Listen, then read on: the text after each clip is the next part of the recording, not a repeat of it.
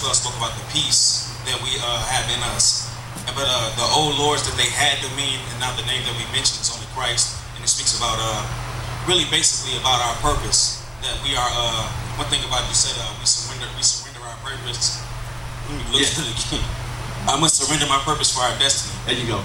But I like the idea that, and I was sharing with my wife earlier, that we all have an assignment, so to speak, and we all have something to offer as far as the body, and it's important for us to make sure that we're not so caught up in how I'm gonna look like, am I afraid, or are people gonna laugh, or are people gonna look at me or judge me for some things? But if I'm submissive and say, you know what, I can take it to Apostle and have him to look at it and say, you know what, this is what I'm hearing, and what do you think about that? Opposed to saying, well, you know, it's basically saying we got to be transparent. Right. Yeah. And when you're transparent, that alongside being transparent, there's another word that we don't like: accountability. The first century church knew of those terms. It's just the 21st century church, with the spirit of independence that's been bred on us by the prophetic giftings, and God began to restore the fivefold, and some of them was rogue ministries that put a diverse kind of seed, a strange seed, on the inside of us. That's why it's very important for those that are watching that you understand and discern the voice that's speaking to you and that is prophesying to you, because you'll find all of a sudden that you will be at odds with your leadership because you had an encounter with a rogue gift.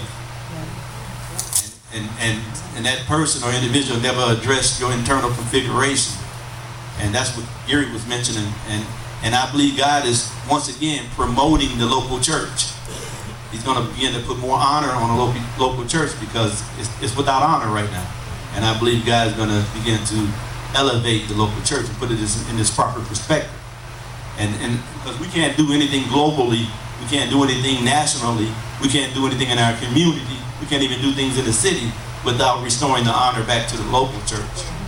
Jerusalem, Judea, Samaria, and then we can go out to the othermost parts of the earth. And I believe God is in that. That's what he's doing now. That's why I believe the apostolic is so important, because it lays the correct foundations in a church or in a believer's life. Is it? Well, got two. Okay, 1, 2, 2. Just the two on this side, and then the Robin. That's it. Okay, go ahead. You know what stood out? You made that analogy about the difference between a cook and a chef. Right. You know, and that stood out. And to me, you are the head chef, and anybody in here can be the cook. Right. You had the main ingredient to bring this to full term. Yes. Proper seasoning. And the seasoning is the way we think. Yeah. Until our thinking don't change, that pot is not going to be good. Right. And if you can't receive instructions, what we'll talk about tonight, if you can't receive instruction from the head chef or the head cook. I used to work at Bob Evans, and we had some folks in there that just couldn't tame them for nothing. You know, when they were supposed to have a burger on the grill, they in the back and the burger burned, and I got to go over there, get off the eggs and flip the burger on meats, and that wasn't my assignment. And that's the same analogy what happens to us in the body of Christ. It put a lot of burden on the rest of the part of the body when we should be doing our part and trying to do it equally correct. And so that's very important. You know, I can dribble basketball, don't make me a basketball player or professional. Just because I get out there and put it between my legs don't mean that I got a contract. Just because you prophesy don't mean you're a prophet. And that's one of the weaknesses, the defects that we have in the church, because you know we start operating in something and then all of a sudden we get a vision and a dream. It's now to go out and become that person, and before you know it, we become problem. And then you have to go back to go, which, like you mentioned, it's hard for a person to get off track and then come back because of the ridicule that you'll get from that body. But if there's a person in that ministry that loves you, you can always come back home. I'm talking to somebody. One more over there. One more.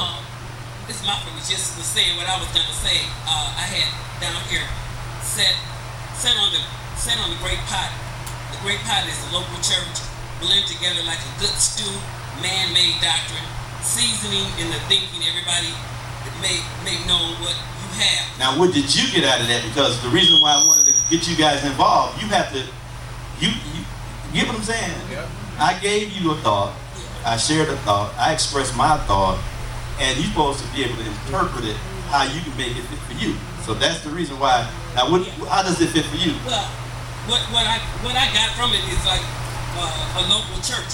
Like a lot of man-made things, a lot of times people have doctrines and performances that you